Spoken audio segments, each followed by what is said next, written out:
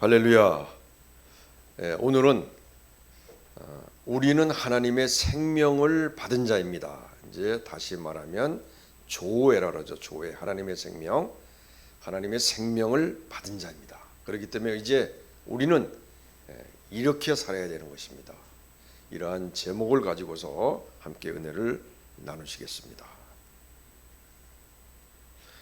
본문 말씀은 요한복음 10장 10절 말씀입니다. 도둑이 오는 것은 도둑질하고 죽이고 멸망시키려는 것뿐이요 내가 온 것은 양으로 생명을 얻게 하고 더 풍성히 얻게 하려는 것이라.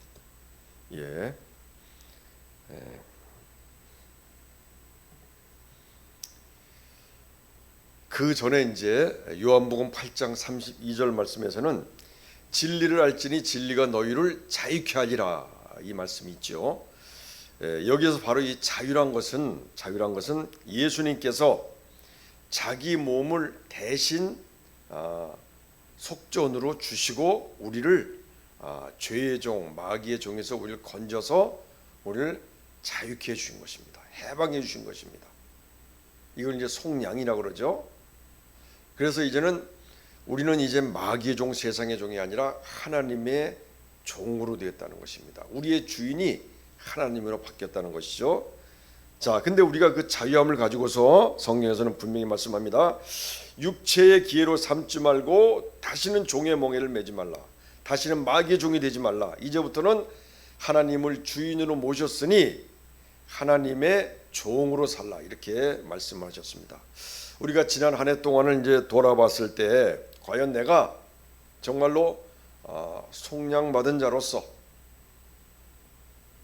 정말 하나님의 종으로 살았는지, 아니면 아직도 우리가 종의 멍에를 메고 세상의 종, 마귀의 종으로 살았는지를 오늘 우리가 이 시간 점검하고 그 다음에 다시 한번 우리가 확인하고 결단해서 이제는 새해부터는 하나님의 종으로서 후회 없는 그런 삶을 살아야 되겠다는 것을 오늘 이 시간 분명히 확신하는 시간을 가지시길 바라겠습니다.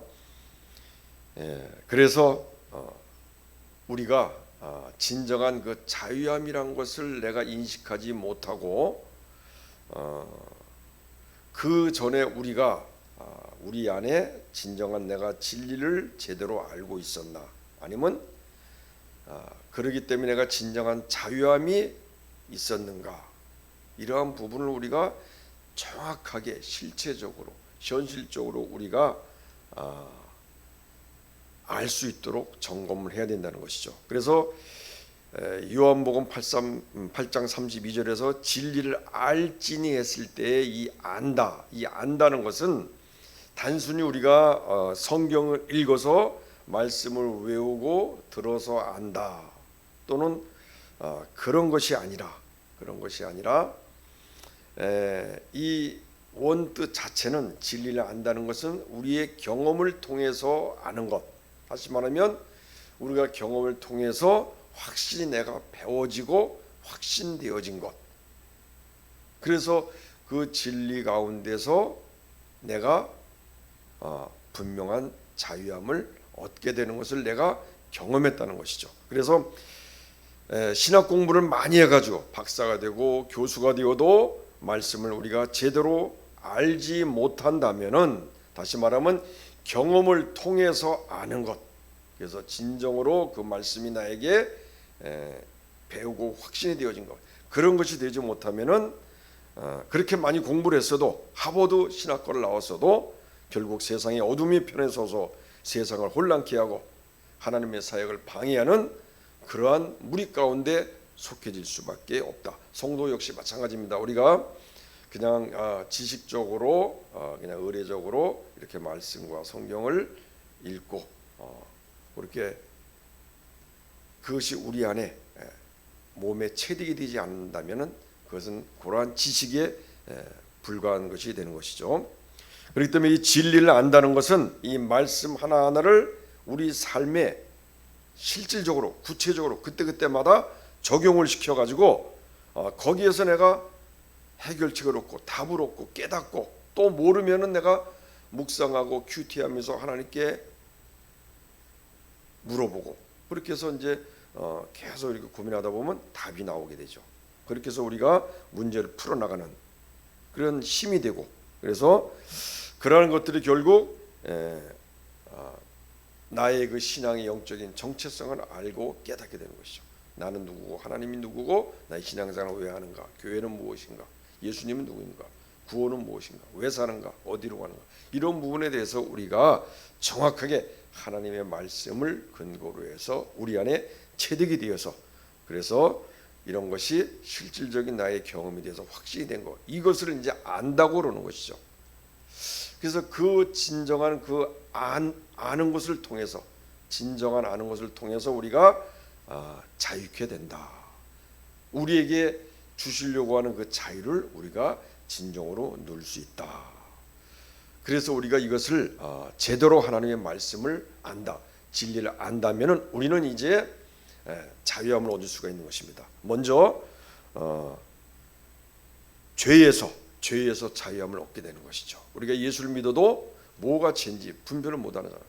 어떤 것이 하나님의 뜻인지 아닌지 분별을 못한단 말이에요. 그러나 우리가 이런 것을 그때그때 성령께서 우리에게 충돌을 주었을 때, 거기서 우리가 말씀을 통해서 정확히 체득이 된다면 이제 거기에서 온전한 자유함을 얻게 되는 것이죠. 그래서 결국은 이제 죄가 무엇인지를 알게 되고, 그 다음에 그 죄에서 내가 죄를 이기고 죄를 다스리고 또 그 죄에서 이제는 자유케 되는 것이죠. 그래서 우리가 전에는 작은 일에서부터 우리가 예수 믿기 전에는 그냥 당연하고 뭐 그냥 의연한 걸로 알았지만은 우리가 예수 믿는 후에는 이런 것이 아니다를 깨닫게 되고, 그리고 그걸 통해서 내가 하나님의 말씀을 통해서 그런 것을 분별하고 인식하고 극복하게 되고 이기게 되고, 그래서 결국은 이제는 그런 죄에 대해서 내가 이제 갈등을 느끼지도 않고 그 다음에 두려울 것도 없고 넉넉하게 이기는 것이 되는 것이죠. 이것이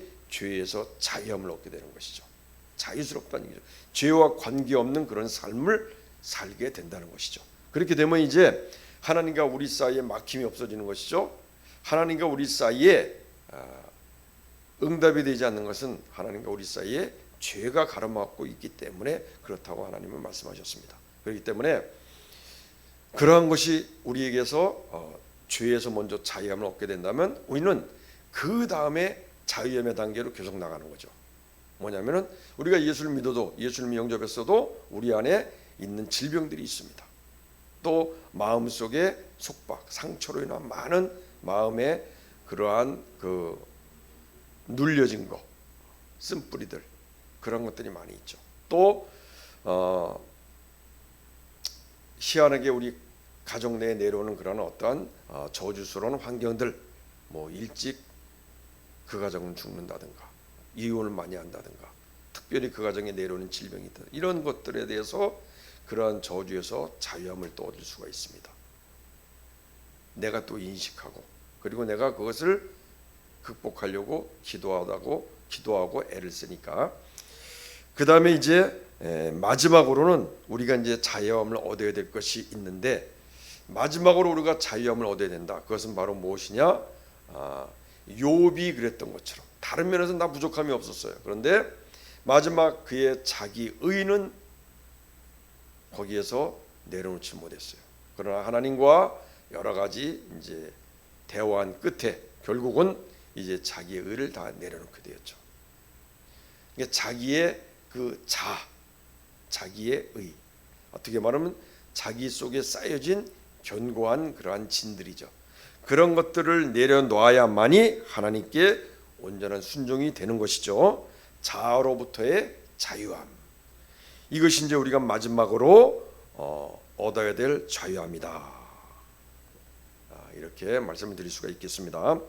자, 이러한 이제 과정을 통해서, 경험을 통해서 우리 안에 이러한 영적인 체득, 우리가 먼저 예수님을 믿으면은 그냥 막연하게 믿는 것이 아니라 이런 그동안 살았던 삶 속에서 우리가 뭔가 인식을 하고, 그리고 문제의식을 갖고 그것에 대해서 진리 안에서 자유로워지려고 하는 노력이 있어야 되는 것이죠.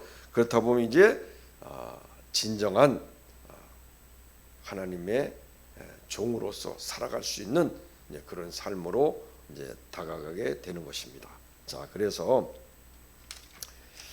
우리가 이렇게 예수님을 믿어도 또 많은 성경을 보고 여러 가지 또 봉사라고 훈련해도 우리가 진리를 제대로 아는 것, 다시 말하면 그 하나님의 말씀이 우리 가운데서 경험이 되어지고 그 가운데서 그 말씀으로 내가 자유케 되는 과정의 그러한 삶, 하나님의 말씀이 우리 안에서 체득이 되어져서 그 말씀이 내가 배우고 확신한 것으로 정착이 되어서 그동안 내가 예수님께서 나를 자유함을 주셨지만 실질적으로 이 세상에서 자유함을 누리지 못하는 그런 삶이 이제는 진정으로 자유함을 누리는 삶으로 우리가 변화가 돼야 된다는 것이죠. 이것은 그냥 어떤 그런 뭐 선언적인 그런 말이 아니고 실질적으로 우리 삶 가운데 자유함이 있어야 된다는 얘기죠. 그래서 우리가 이제는 새로운 피조물로서 온전히 이제는 하나님의 종이 되어서 하나님의 뜻대로 나아가는 데 있어서 그런 것들이 걸림돌이 되지 않는 것이죠. 우리가 하나님의 뜻대로 살기 위해서, 각자에게 주어진 하나님의 뜻대로 살기 위해서 힘쓰는 가운데 이러한 묶임이 있고 걸림돌이 있고 또한 발목을 잡는 것이 있다면은 하나님의 뜻을 온전히 행할 수가 없습니다. 그래서 그러한 것들에서부터 먼저 자유함이 있어야 된다. 그래서 그러기 위해선 하나님의 말씀이 진리가 내 안에서 체득이 되어서 자유함의 과정을 통해서 완전히 확신한 그러한 진리가 되어야 된다. 자, 근데 이제 그 중에서 이제 가장 중요하고 진리의 시작이라고 할까요? 그리고 신자의 가장 기본적이고 가장 중요한 제일 중요한 그 진리, 우리의 예수님을 영접함으로 인해서 우리에게 주어지는 진리의 시작, 그것이 바로 무엇입니까? 바로 이제 하나님의 생명이라는 것입니다. 우리가 예수님을 믿는다는 것, 교회에 다니고 신앙생활을 한다는 것은 보이지 않는 하나님을 믿고 또한 영원한 삶을 우리가 살기 위한 그런 믿음이 있다는 것입니다. 이러한 믿음, 이러한 신앙생활은 어떤 추상적이고 관념적인 것이 아니라 실질적으로 보이지는 않지만 우리 안에 영적인, 물리적인 그러한 변화가 분명히 있다는 것입니다. 분명히 영적인 변화가 우리한테 임했다. 요거를 이제 우리 성경에서는 생명이라 합니다. 그 중에서 하나님의 생명이다. 우리 이제 성경에서 생명이란 단어가 이제 세 가지가 있습니다. 첫째는 이제 푸시케 우리 이제 혼으로 알고 있죠. 요것은 이제 정신과 육체에 대해서 하나로 묶여진 그러한 생명, 그걸 이제 생명이라고 얘기했습니다.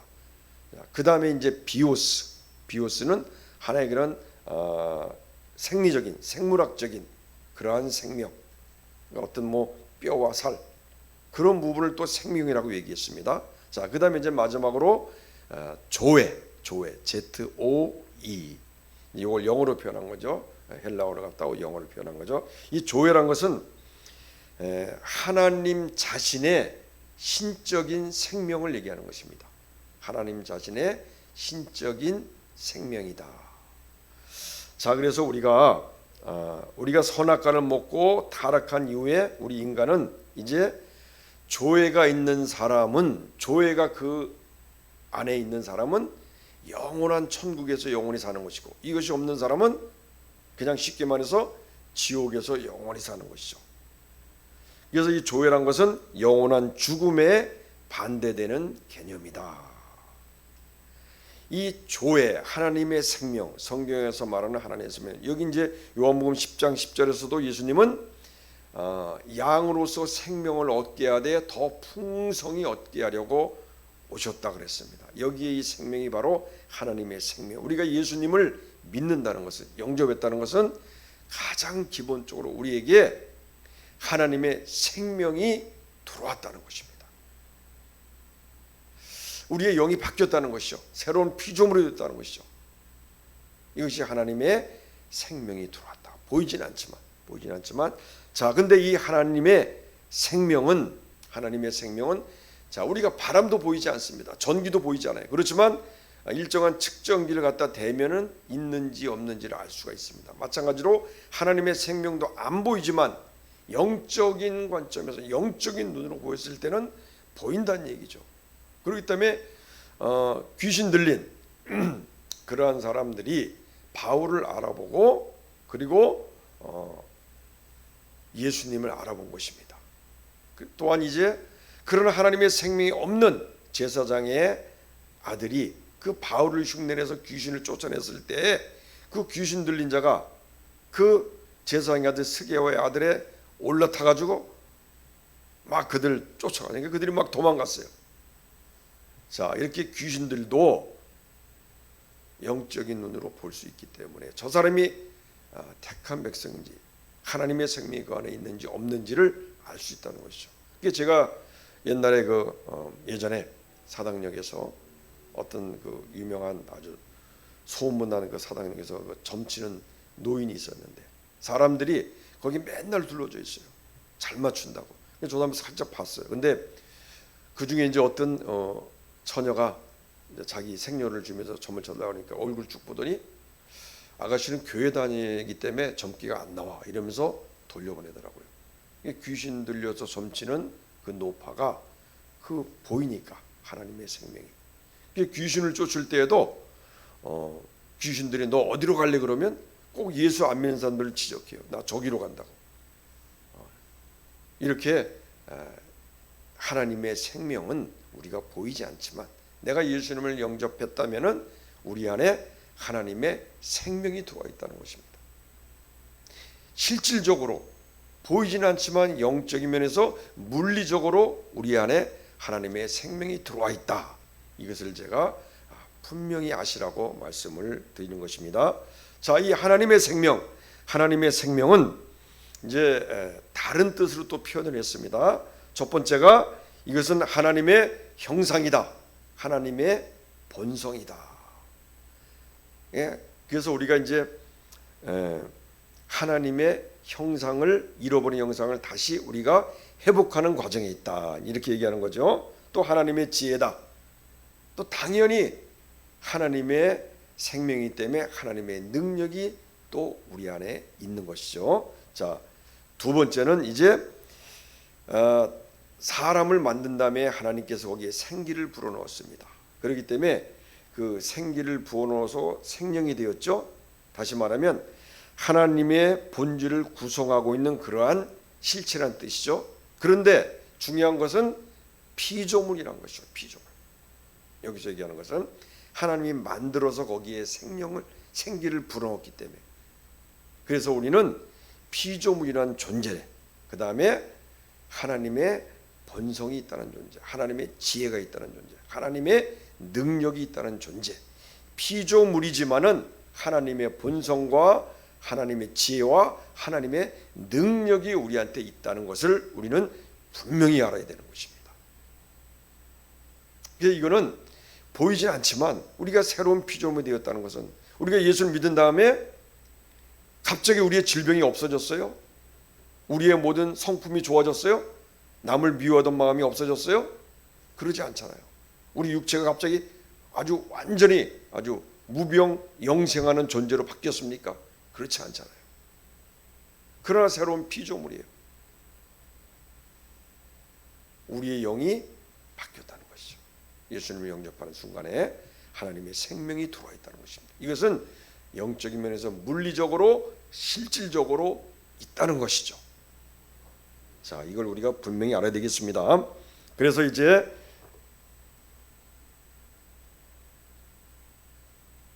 요한복음 5장 26절에서는 아버지께서 자기 속에 생명이 있음 같이 아들에게도 생명을 주어서 그 속에 있게 하셨다. 다시 말하면 예수님께도 하나님의 생명이 이 땅에 사람으로 오셨잖아요. 근데 하나님의 생명이 있어야 되겠죠. 예수님에게도 아들에게도 생명을 주었다. 하나님의 생명을 주었다.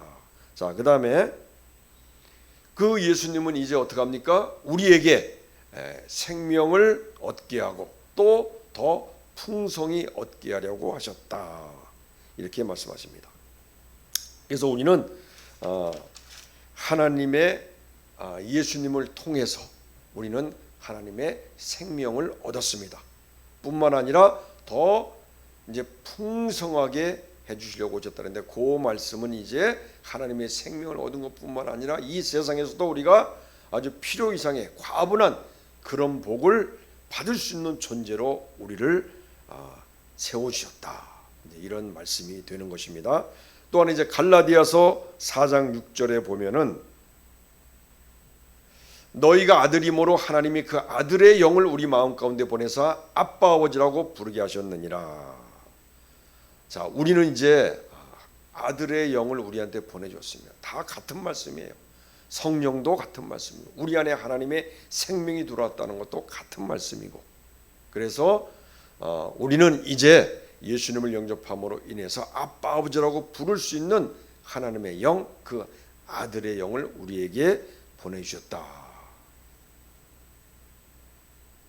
자, 그 다음에 이제는 이 말씀도 우리가 알아야 됩니다. 우리는 하나님의 신성한 성품에 참여하는 자가 되려고 하셨느니라. 이 하나님의 신성한 성품이란 것은 하나님의 본성입니다. 하나님의 신성입니다. 하나님의 형상입니다. 그래서 신적인 성품에 참여하는 자가 우리는 되었다. 이런 말씀 우리가 반드시 기억해 주시길 바랍니다. 자, 그래서 분명한 것은 우리가 하나님의 생명을 가졌다는 것은 예수님을 영접한 후에 그냥 추상적으로 막연한 것이 아니라 실질적으로 영적으로 확인해 봤을 때 우리 안에 하나님의 생명이 진짜로 들어왔다. 이것을 우리가 반드시 알아야 되는 것입니다. 자, 그러면 이제 하나님의 생명이 들어왔다는 것은 그 영적으로 어떤 위상이 있는 것인가? 자, 고린도후서 5장 17절에서는 이제 새로운 피조물이라고 했습니다. 그래서 우리의 영이 속 사람의 새로운 탄생이 되었다. 하나님으로부터 우리는 다시 태어났다. 자, 우리는 참 대단한 존재고 참으로 과분한 은혜를 받은 그러한 존재인 것입니다.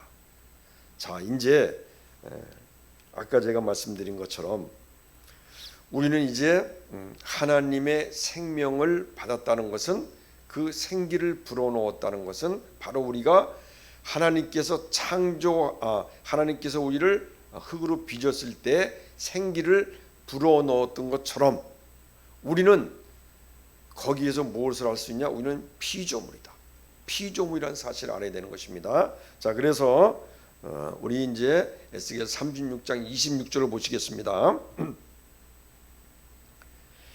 또 새 영을 너희 속에 두고 새 마음을 너희에게 주되 너희 육신에서 굳은 마음을 제거하고 부드러운 마음을 줄 것이다. 우리에게 새 마음을 주고 새 영을 줬다. 그러니까 쉽게 얘기하면 하나님의 영이 우리 가운데 들어오셔서 우리 혼 가운데 있는 그 마음을 하나님 영 가운데 있는 그 마음이 자꾸 변화를 시켜주는 거예요. 새롭게 변화를 시켜주는 거예요. 이 마음이 중요하거든요. 마음이 우리가 변화가 되어야 되는 것이거든요. 이 혼 가운데 이 마음 가운데는 악한 세력들도 우리에게 들어와서 미혹할 수가 있어요. 그래서 가룟 유다에게도 미혹을 했잖아요. 예수를 팔려는 마음을 주었잖아요. 또한 하나님은 우리에게 계속 그 마음을 변화시키려고 하는 거예요.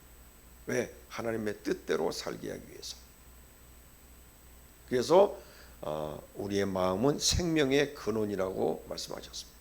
그래서 우리의 마음이 변화가 되야지만 하나님의 선하고 기뻐하시고 온전한 뜻이 무엇인지를 분별할 수 있다고 했습니다. 자, 이제 새 영을 주었고 새 마음을 우리에게 주어서 그래서 이제는 어떻게 하려고요? 우리 육신에서 그 굳은 마음을 제거하고 부드러운 마음으로 우리를 변화시키려고 하는 것이요. 다시 말하면 이 굳은 마음이란 것은 돌 같은 마음이에요. 돌 같은 마음. 다시 말하면 불순종의 마음. 이걸 갖다가 이제 부드러운 마음. 다시 말하면 이건 이제 원뜻은 고기 같은 그런 마음. 부드러운 마음이에요. 그래서 순종의 마음이죠. 우리는 피조물입니다. 그렇기 때문에 우리가 이제는 불순종의 굳은 마음을 갖고 살아서는 안 되고 정말 부드러운 마음, 순종하는 마음으로 우리는 이제 살아야 되는 것입니다. 하나님의 생명이 우리에게 들어왔다는 것은 이제는 우리는 피조물로서 하나님 앞에 온전히 순종하는 그러한 마음으로 살아야 된다. 이 말씀을 우리에게 주시는 것입니다. 그 다음에 이제 베드로후서 1장 4절에서는 하나님의 본성에 참여하는 자라 그랬습니다. 그래서 하나님의 생명이 우리한테 들어왔다는 것은 하나님의 본성이란 얘기죠. 그 하나님의 생명 자체가 하나님의 본성이라 했습니다. 이것은 조회라 했습니다. 다시 말하면 하나님의 형상, 하나님의 생명. 자, 그래서 이 하나님의 생명이 들어왔다는 것은 하나님의 본성에 우리는 참여하는 자가 되었다. 그래서 하나님의 형상을 회복하는 그런 삶. 다시 말하면 우리가 성화라 그러죠. 성화. 이것이 바로 하나님의 생명이 우리 안에 들어왔기 때문에 우리는 그런 삶을 살아가는 것입니다. 그래서 이제는 육신의 소욕을 버리고 성령의 소욕대로 살아가는 것입니다. 성령이 우리한테 하고자 하는 바대로 살아가는 것입니다. 그러나 우리 육신은 어떻게 합니까? 옛 속성대로 그 육신이 이 세상에 몸담고 있기 때문에 그 속성대로 살려고 해요. 양 같아가지고 틈만 있으면 그냥 옛날 그 세상의 육신의 그런 죄성을 계속 따라가고 싶어하는 거예요. 그래서 우리는 이제 육신이 우리의 영을 지배하는 삶이 아니라 영이 육신을 지배하는 그런 삶으로 바뀌어져야 된다. 그래서 하나님의 성품이라는 것이 무엇입니까? 하나님은 내가 거룩하니 너희도 거룩하라. 그러니까 우리는 거룩한 삶을 살아야 되겠죠. 세상과 구별된 삶을 살아야 되겠죠. 이 세상에서 육신의 정욕, 안목의 정욕, 이생의 자랑을 따라 살았지만은 그것은 나중에 다 하나님이 기억하지 않습니다.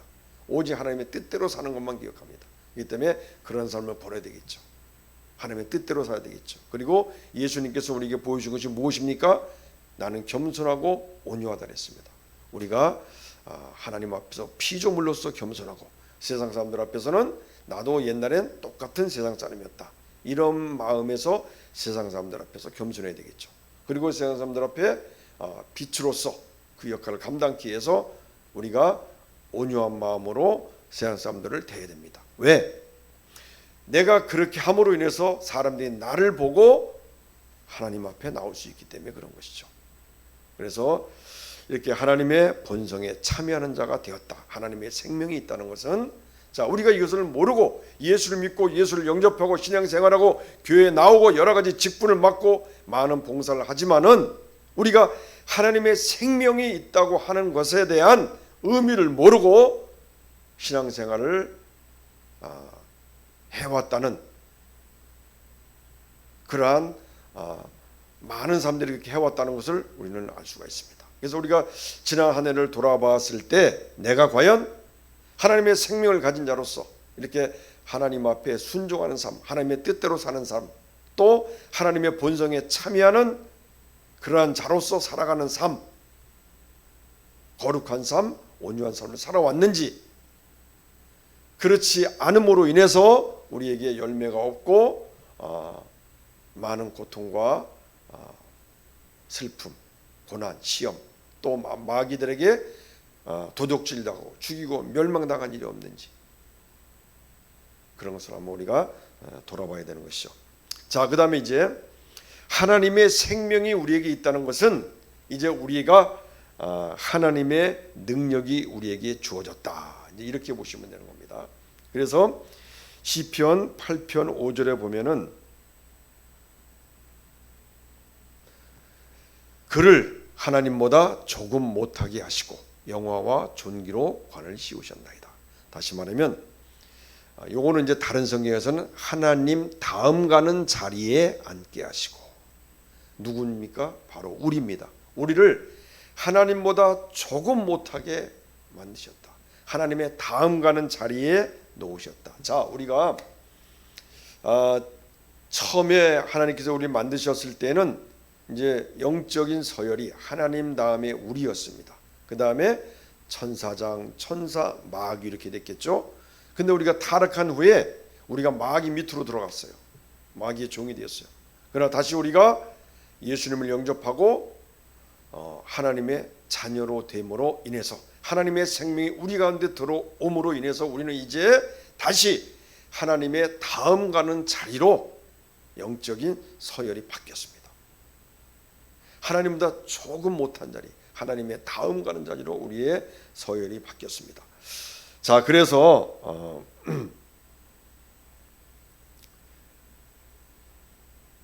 우리가 예수님도 이 땅에 오셔서 성령을 받은 다음에 각종 치료하고 치유의 은사를 보여주셨습니다. 우리도 마찬가지입니다. 우리가 이제 이러한 하나님의 다음 가는 존재라는 사실. 자, 근데 우리가 예수님처럼 우리가 이제는 성령이 충만한 가운데 성령과 함께 우리가 동행한다면 우리는 이제 결코 우리 이 세상에서 우리를 방해하고 우리에게 태클을 걸고 우리를 시험하는 세력들, 우리를 넘어뜨리려고 하는 세력들에 대해서 담대하게 그들을 이기고 승리하고 우리가 하나님의 뜻을 행하는 데 있어서 방해받지 않고 나갈 수 있는 그러한 우리에게 능력이 있다는 것입니다. 자, 그래서 거기에 대한 성경 말씀들이 많이 있습니다. 요한복음 14장 12절에서는 나를 믿는 자는, 예수님이 마지막에 우리에게 이제 유언으로 주신 말씀입니다. 나를 믿는 자는 나의 하는 일도 할 것이요 또한 이보다 더 큰 일도 한다, 이렇게 말씀하셨습니다. 예수의 생명을 지닌 우리가 하나님과의 이런 바른 관계 속에만 있다면은 우리는 마귀의 모든 괴계와 시험 또한 여러 가지 우리 삶 속에서의 모든 자유롭지 못한 그러한 가난, 질병, 여러 가지의 모든 저주, 속박, 여기에서부터 우리는 자유함을 얻을 수가 있는 것입니다. 이런 권세를 우리에게 주셨습니다. 마가복음 16장 17절에서 18절에 보면은 믿는 자에게 따르는 표적을 주셨죠. 믿는 자에게 이런 표적이 따르니 내 이름으로 귀신을 쫓아내며 병든 자에게 손 얹은 적 낫는다. 뱀을 주며 무슨 독을 마시라 해를 받자. 이런 능력을 우리에게 주셨습니다. 또한 이제 야고보서 4장 7장 그 다음에 베드로전서 5장 9절에서는 마귀를 대적하라 했습니다. 우리 어떻게 사람이 마귀를 대적하겠습니까? 우리에게 권세를 주셨기 때문에 대적할 수가 있는 것이죠. 아무리 키가 작고 왜소한 경찰이라 할지라도 그가 제복을 입고 사거리에 서서 큰 트럭에 등치가 큰 운전자가 운전하고 왔는데 신호를 위반했어요. 그러면 어떡합니까? 호각을 딱 불고 서라고 하면 서야 되지 않겠습니까? 그것이 바로 권세입니다. 우리에게 그러한 권세를 주셨습니다. 마귀들도 이걸 알기 때문에 우리가 이 권세를 가지고 내가 마귀에게 명령하고 선포하면은 마귀들도 어쩔 수 없어요. 도망갈 수밖에 없는 거예요. 마귀를 대적하라. 그러면 너희에게서 도망가리라. 이렇게 말씀하셨잖아요. 자, 그래서 하나님의 생명이 우리한테 있다는 것은, 우리가 받았다는 것은 이제 우리에게 똑같은 그 하나님의 능력이 우리에게 그대로 주어졌다. 이것을 우리는 알아야 되는 것입니다.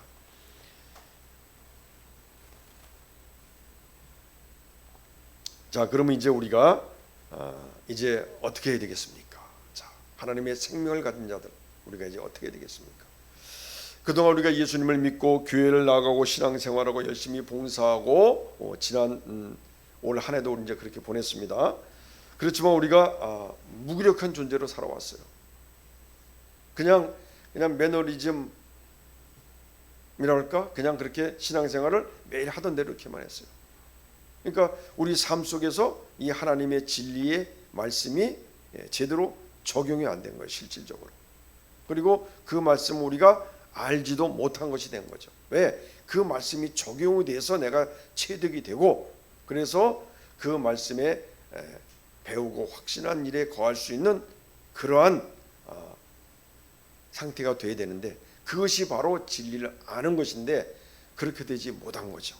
그렇기 때문에 우리가 예수를 믿어도 지난 한 해 동안 우리가 마귀에게 쏘가서 도둑질 당하고 또한 죽임을 당하고 또 멸망을 당한 사람도 있을 것입니다.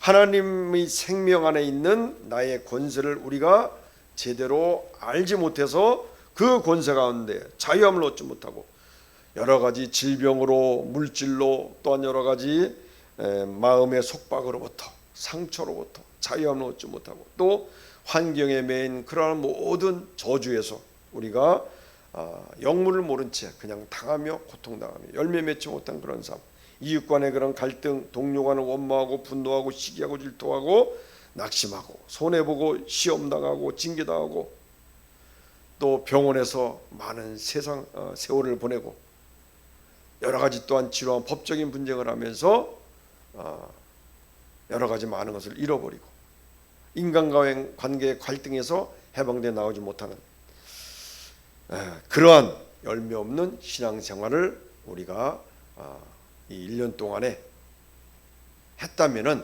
우리가 이제는 변화가 되어야 되는 것입니다. 다시 우리가 이제는 깨달아야 되는 것입니다. 분명히 알아야 되고 그 다음에 그 배우고 확실한 것에서 우리가 이제는 그렇게 살지 말아야 되는 것이죠. 열매가 있는 삶을 살아야 되는 것입니다. 하나님의 생명을 가진 자로서 정말로 예수님께서 우리에게 주시고자 했던 것 풍성한 삶을 누리며 우리는 살아야 되는 것입니다. 또 우리가 이러한 진리를 알지 못하면은 교회에서도 마찬가지입니다. 어떤 신앙의 성장과 성숙이 없는 거죠. 교회에서도 갈등이 있고 사람의 눈치 보고 그다음에 말씀을 제대로 한번 상고하지 못하고 기도도 제대로 못하고 예배에도 우리가 진정으로 신령으로 우리가 예배를 드리지 못하는 그런 아마 1년이 되었을 수도 있는 것입니다. 자, 그래서 그 이유가 무엇입니까? 아까 말씀드린 대로 우리가 하나님의 생명을 가진 자들은 하나님의 피조물로서 하나님께서 우리에게 그 생기를 불어넣어서 생명을 우리가 갖게 되었다는 것이죠. 다시 말하면 우리는 피조물이다. 하나님께 순종해야 되는 존재다. 아담의 타락 이후 불순종 이후에 이 세상의 권세를 마귀에게 전부 빼앗겼는데 그 빼앗긴 것을 예수님께서 십자가에서 다시 사탄의 권세를 이기고 그 권세를 다시 우리에게 반환해 주셨습니다. 그러나 지금 우리는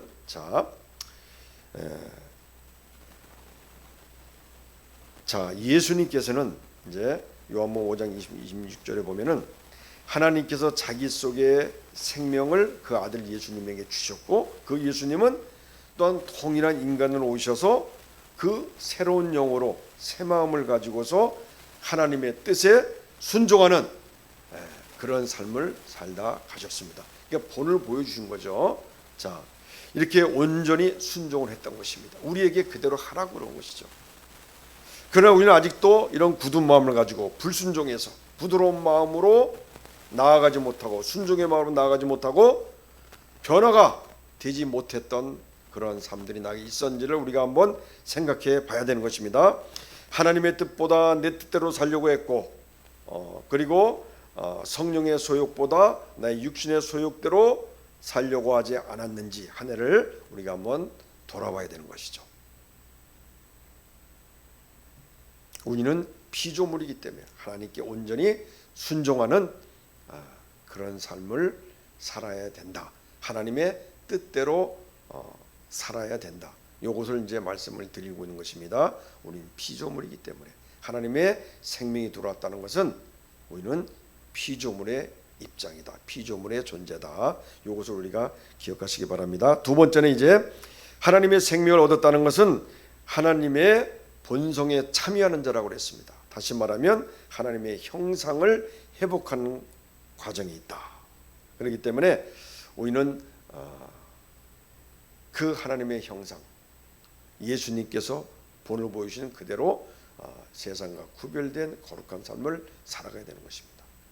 매일매일 변화되고 매일매일 새로워지고 그런 삶을 살아야 되는 것입니다. 그래서 우리가 이제는 그동안에 예수 믿기 전에는 모르고 분별하지 못했던 그러한 삶들이 이제는 예수 믿은 후에는 그런 것들이 다 이제 바울처럼 하나의 모든 것이 다 배설물로 여겨지고 세상에서 최고라고 생각했던 육신의 종료, 안목의 종료, 이생의 자랑 그 모든 것들이 다 배설물처럼 여겨지고 오직 남들이 볼 때는 힘들고 어려운 그런 삶을 사는 것 같지만은 그러나 하나님의 뜻대로 사는 삶이라면 그것이 영원히 사는 삶이라는 것을 우리가 깨달아야 된다는 것이죠. 그렇게 매일매일 우리의 마음이 변화가 되어야 되는 것입니다. 자, 그래서 우리는 하나님의 생명을 얻었다는 것은 바로 하나님의 본성에 참여하는 자가 되었다. 내가 지난 1년을 돌아봤을 때 내가 과연 그런 삶을 살았습니까? 거룩한 삶을 살았습니까? 온유한 삶을 살았습니까? 하나님의 본성에 참여한 자가 되었습니까? 이것을 한번 돌아보시라는 얘기죠. 우리는 분명히 하나님의 생명을 받은 자입니다. 이거는 내가 외면할 수도 없고 피할 수도 없어요. 뒤로 물러갈 수도 없고 또 그대로 있어서는 안 됩니다. 그 본성을 받은 자답게 그렇게 살지 않으면은 안 된다는 것이죠. 그래서 이 갈라디아서 5장 19절에 보면은 구체적으로 말씀을 드리면은 육체의 일은 분명하니 곧 음행과 더러운 것과 호색과 이게 분명히 말씀하고 있어요. 그래서 우리가 하나님의 본성이 아닌 것, 하나님의 형상을 회복하는 삶이 아닌 것이 무엇인가? 바로 여기 나옵니다. 육체의 일은 분명하니 현저하니 뻔하니 다시 말하면 곧 음행과 더러운 것과 호색과 우상숭배, 주술, 원수 맺고 분쟁하고 시기하고 분내고 당짓고 분열함과 이단과 투기하고 술 취하고 방탕하고 또 그와 같은 것들이라. 자, 그래서 우리는 다시 한번 살펴봐야 되겠죠. 내가 이런 삶을 살지 않았는가. 결론적으로 말씀드리겠습니다. 호세아 4장 6절에서는 내 백성이 지식이 없어 망한다 그랬습니다. 그렇기 때문에 우리가 예수님을 영접하고 하나님의 자녀가 되었다는 것은 이제 예수님께서 먼저 와서 보여주신 것처럼 이제 우리는 하나님의 생명이 우리한테 들어왔습니다.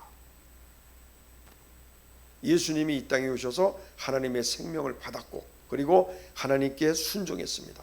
하나님의 뜻대로 우리를 위해서 십자가에서 그 모진 고통을 당하시고 죽으셨습니다. 그리고 이 땅에서는 우리에게 본을 보여주신 것이 무엇이겠습니까? 하나님의 형상의 모습, 거룩하고 온유한 모습을 보이셨고 겸손한 모습을 보이셨습니다. 이것이 바로 이제 우리에게 그대로 보여준 것처럼 똑같이 우리도 하나님의 생명을 받은 자로서 우리도 똑같이 예수님과 같이 연합을 해야 된다. 그래서 우리는 우리가 이제 의인이라고 그러죠.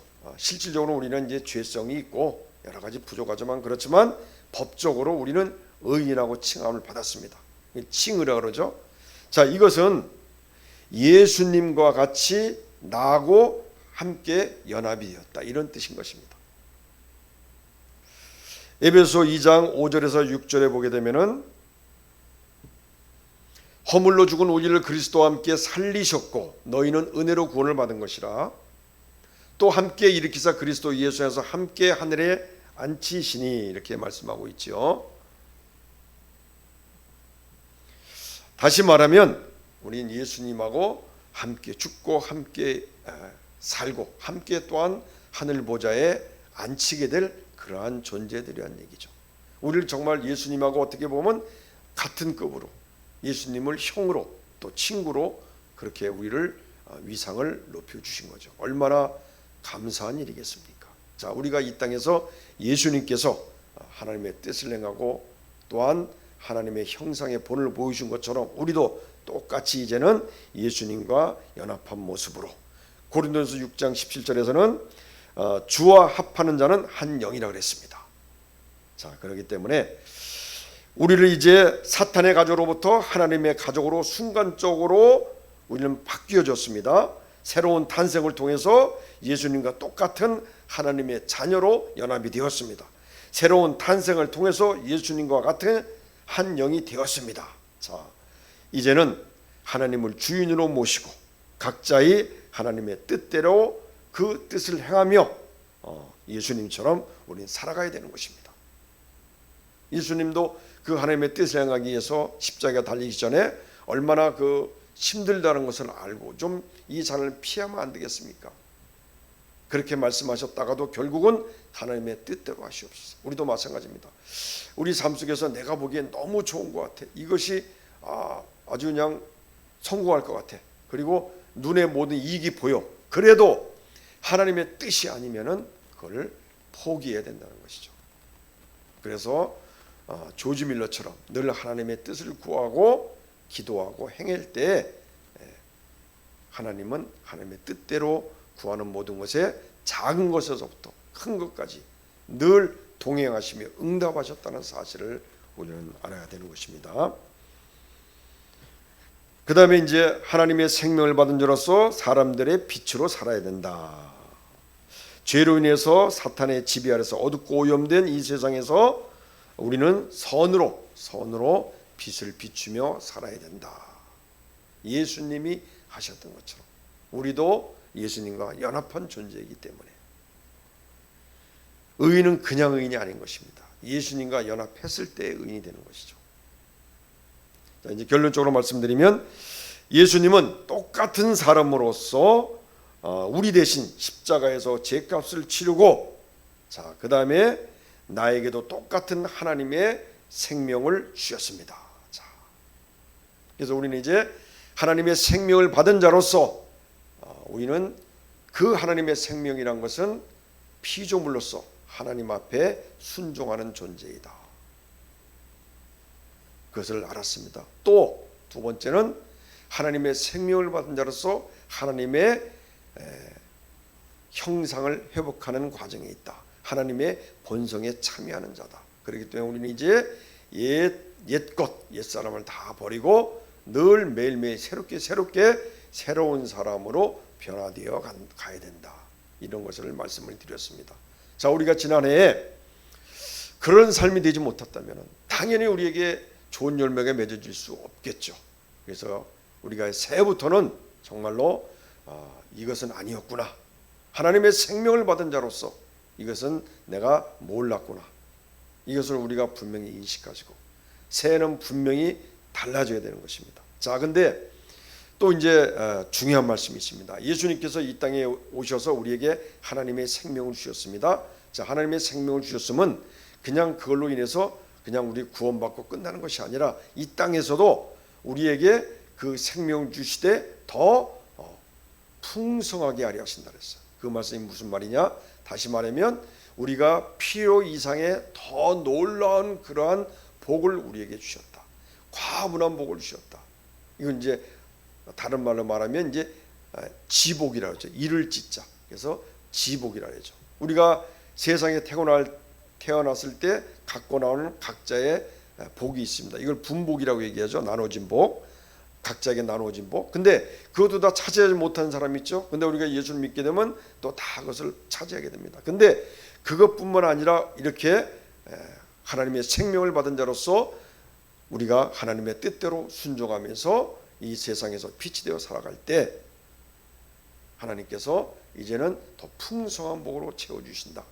이렇게 말씀하고 있는 것입니다. 그래서 이제는 우리가 새해는 하나님의 생명을 받은 자로서 다시 한번 강조하지만 우리는 피조물입니다. 하나님의 생명을 받았다는 것은 우리는 피조물이라는 존재인 것이죠. 하나님 만들고 거기에다가 생기를 불어넣어서 생명이 되었기 때문에 우리는 피조물이다. 다시 말하면 하나님께 순종해야 되는 존재다. 또한 두 번째는 우리는 새로운 하나님의 생명을 받았다는 것은 하나님의 본성에 참여하는 자다.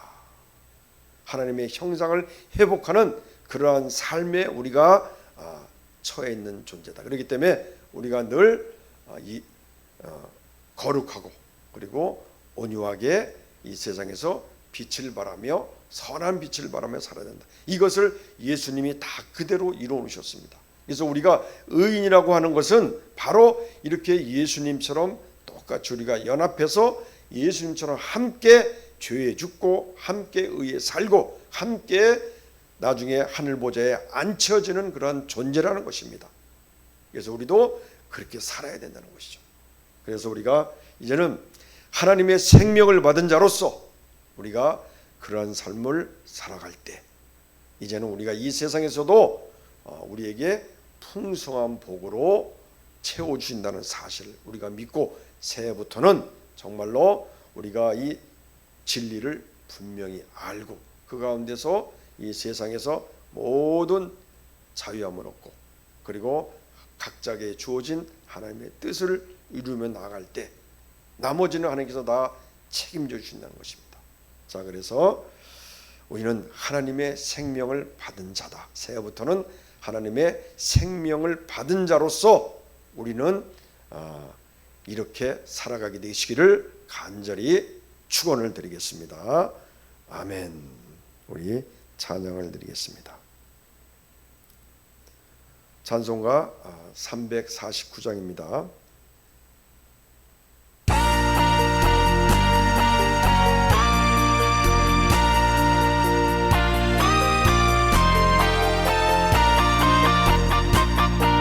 나는 예수 따라가는 십자가 군 사람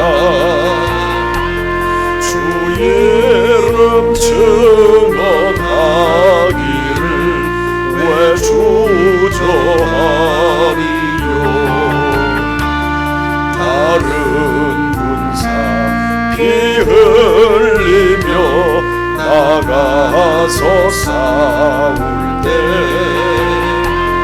나 혼자 편히 앉아서 바라만 보리요 다른 사람 어쩌든지 나 주님의 용사되리 나는 주의 군사 되어 충성을 맹세하여 내가 승리하기까지 주대로 싸우리 주님의 용사된 나에게 주의 일 맡기소서 큰 싸움 시작되어 용사를 부른다 일어나 전쟁 마당에 다 어서 나가자 거룩하신 주님 위에 싸우러 나가자 주님의 권능 힘입어 다 이길 때까지 다른 사람 어쩌든지 나 주님의 용사되리 나는 주의 군사 되어 충성을 맹세하여 내가